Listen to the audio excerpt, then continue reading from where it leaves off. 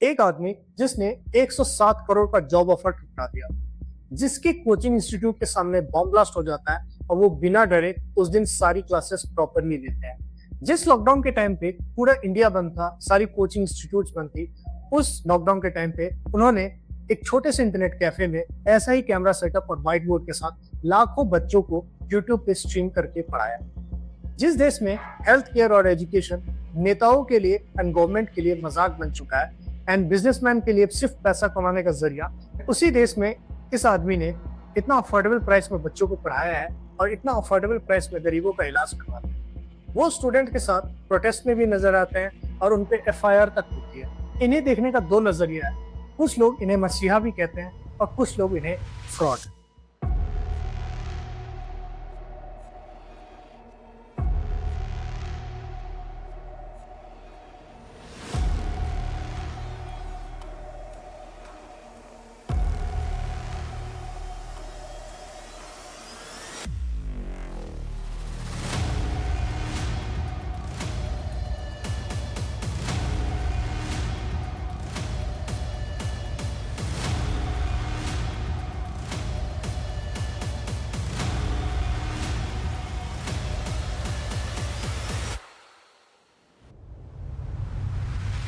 1993 गोरखपुर उत्तर प्रदेश की एक lower middle class Muslim family में इनका जन्म हुआ और इनका नाम रखा गया फैजल खान, एंड जिसे हम लोग आज खान सर के नाम से भी जानते हैं।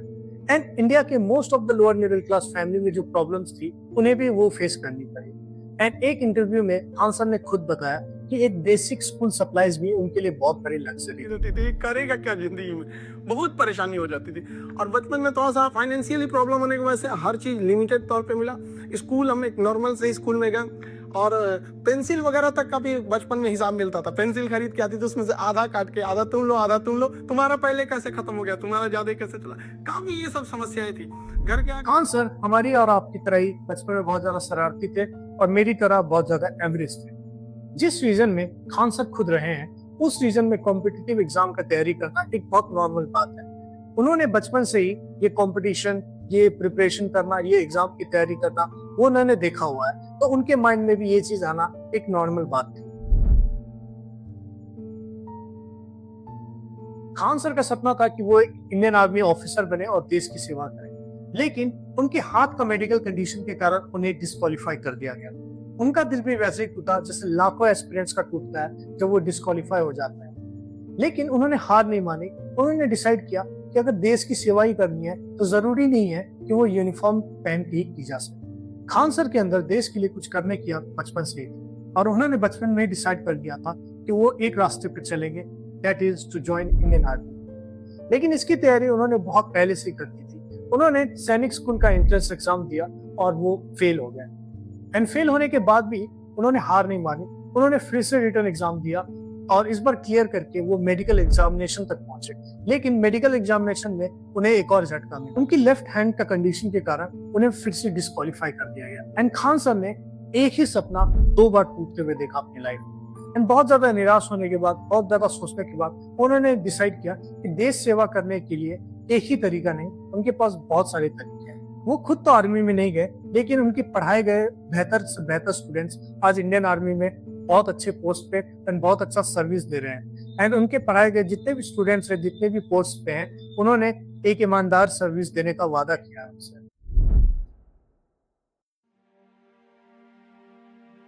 खान सर की पहली क्लास में सिर्फ 6 स्टूडेंट्स थे और कुछ ही दिनों में 6 से 60, 60 से 600 और 600 से 6000 तक स्टूडेंट्स आए। एंड इसके लिए खान सर ने कोई मार्केटिंग या एड रन नहीं की। उनकी मार्केटिंग टीम थी खुद उनके स्टूडेंट्स को उनका पढ़ाने का तरीका बहुत ज्यादा देसी और बहुत ज्यादा इजी लगा, इसलिए उन्होंने वर्ड ऑफ माउथ से और भी ज्यादा स्टूडेंट्स को लेके आए उनके क्लासेस में।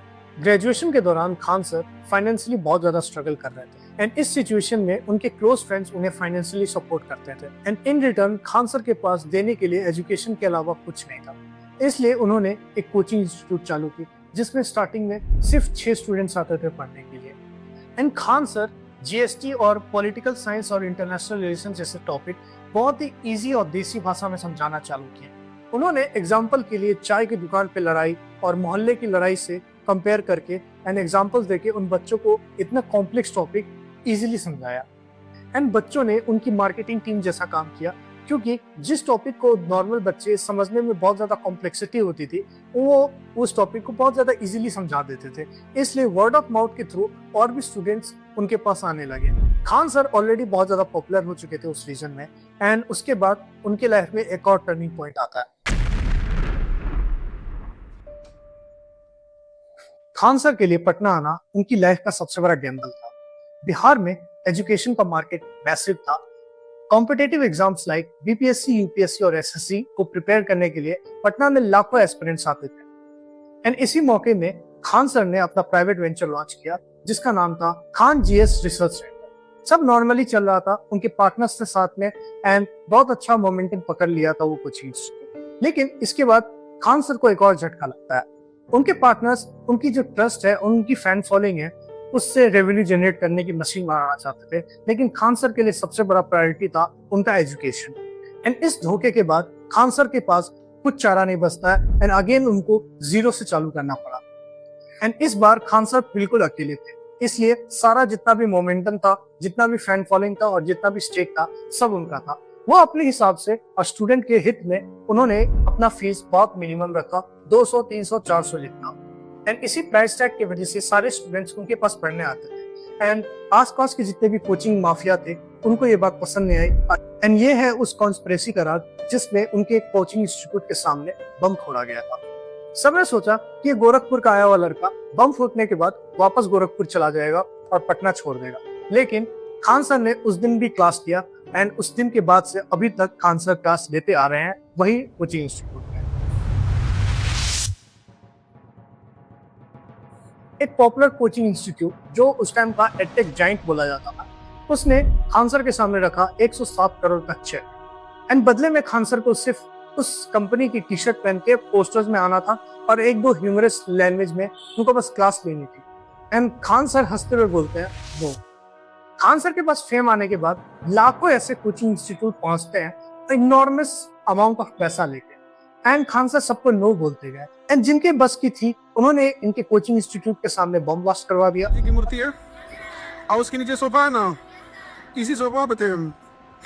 क्लास लेके 2 बार मारा सब। एक बार मारा तो हम क्लास में थे, इतना सातिर था सब, उसको लगा कि आधा घंटा बाद ये ऑफिस में आके बैठेंगे। इसी सोफा पे थे। हाँ, ये वाला अभी दोबारा ना बनाई वाला है। तो सोफा पे थे, तो सोफा पीछे टेक लेने वाला नहीं होता है, वो गद्दा होता है। वो गद्दवा पे लगने से नहीं फूटता है, तो गद्दवा। उसी दीवार पे महादेव की फोटो थी, बजा लिए बोले बाबा।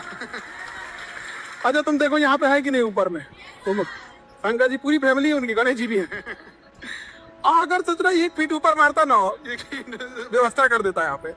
हाँ, तो पूरा परिवार, इसलिए हमको सब भगवान लोग बहुत मानता है। और जिनकी बस की नहीं थी, उन्होंने खान सर के खिलाफ नेगेटिव पीआर करना चालू कर दिया। एंड खान सर ने इस बार भी एजुकेशन के साथ कोई कॉम्प्रोमाइज नहीं किया, क्योंकि उनको पता है कि जिस इंस्टीट्यूट ने उनको ऑफर किया है, वो उनका फेस इस्तेमाल करके करोड़ों का रेवेन्यू जनरेट करेंगे।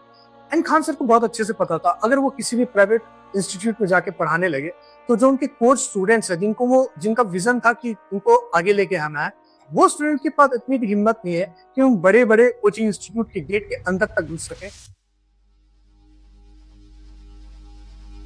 मार्च 2020 लॉकडाउन चालू हो गया था, पूरा देश बंद था, लेकिन खान सर अभी भी रुकने का नाम नहीं ले रहे थे। खान सर ने एक प्राइवेट छोटा सा जो इंटरनेट कैफे होता है, उसके कोने में अपना सेटअप बनाया।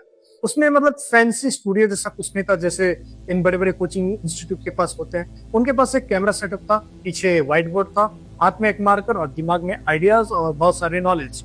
एंड खान सर ने फिर पढ़ाना चालू किया यूट्यूब पे। एंड किसे पता था एक छोटा सा यूट्यूब चैनल आज 25 मिलियन का सब्सक्राइबर बेस हो जाएगा उनका। उनके पढ़ाने का अंदाज बहुत लोगों को पसंद आता था। लाइक जो एस्पिरेंट होते थे उनको तो इजीली समझ में आता ही था, लेकिन लॉकडाउन में जो खाली बैठे हुए थे हम लोग जैसे जो इंजीनियरिंग स्टूडेंट्स थे, जिनको गवर्नमेंट एग्जाम से कोई मतलब नहीं था, हम लोग तक फॉलो करते थे। हम लोग भी पेपर और वो पेन लेके बैठ जाते थे कि क्या पढ़ा रहे हैं, थोड़ा पढ़ ले, ये कर ले। एंड हम लोग का जो most of the general knowledge जो भी आता है कि देश दुनिया में क्या चल रहा है, कौन सा डील क्यों हुआ, विदेश नीति या फॉरेन पॉलिसी या ज्योग्राफी या वॉर के बारे में जो भी हम लोग को पता है, थोड़ा बहुत उनमें कंट्रीब्यूशन खान सर का भी रहता है, क्योंकि वो इतना इजीली एक्सप्लेन कर देते हैं। इंटरनेट पे उनका क्लिप्स वायरल होने लगा, सब लोगों को वो पसंद आने लगे, उनका पढ़ाने का अंदाज पसंद आया।